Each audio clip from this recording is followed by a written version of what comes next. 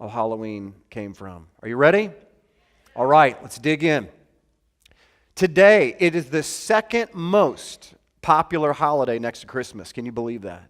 And you should believe that because when you walk into the stores in August, there are Halloween costumes and paraphernalia starting to be put up in Walmarts and in grocery stores and so on and so forth. They're rearranging aisles to make room for all of that stuff that people buy. It is the second most popular holiday. Over $15 billion will be spent around around Halloween. $15 billion is going to be spent this year on Halloween. Get this, over 400 million of that is going to be spent on pets getting costumes. That's how ridiculous it is today. People are now getting costumes for their pets. You can't leave the pet out of the equation, so 400 million will be spent on pet costumes alone. Listen, more and more Christians are engaging in Halloween and being encouraged to do so by their pastors, bishops, priests, elders, and even some of the most prominent Christian leaders in America. Recently, an article was given by one of the most popular Christian actors in America today, interviewed in the Huffington Post as of this week, coming out and saying that Christians should have the largest block parties on the planet, in America, on Halloween. Here's what he had to say. This comes directly from the Christian Post, one of the largest Christian newspapers online. Quote, early on, Christians would dress up in costumes as the devil, ghosts, goblins, and witches, precisely to make the point that those things were defeated and overthrown by the resurrected Jesus Christ. You should have the biggest party on your block, he told CP, Christian Post.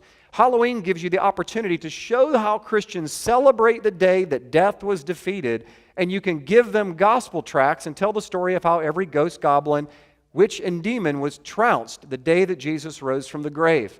Clearly, no Christians ought to be glorifying death because death was defeated, and that was the point of All Hallows Eve. Now, at a cursory view, this might even inspire some of you.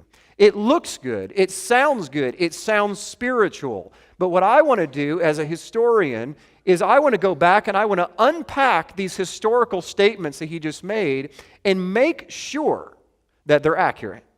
Because when you say that early on Christians would dress up in costumes, well, how early are you talking? How early are you talking about in the 70s? Or 70 AD. There's a big difference.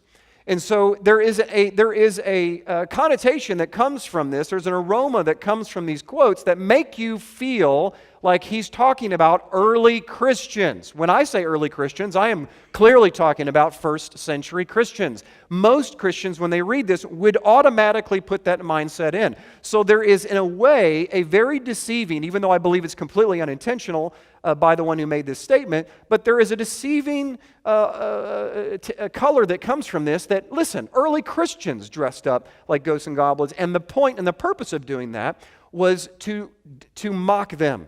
So I took the liberty upon myself to go back in history, 100 year by 100 year, millennium by millennium, all the way back thousands of years to find out where these traditions came from, to find out that is this statement true? Did anyone at any time outside of modern history ever dress up to mock demons? We're going to discover that. And then lastly, I highlighted this one quote.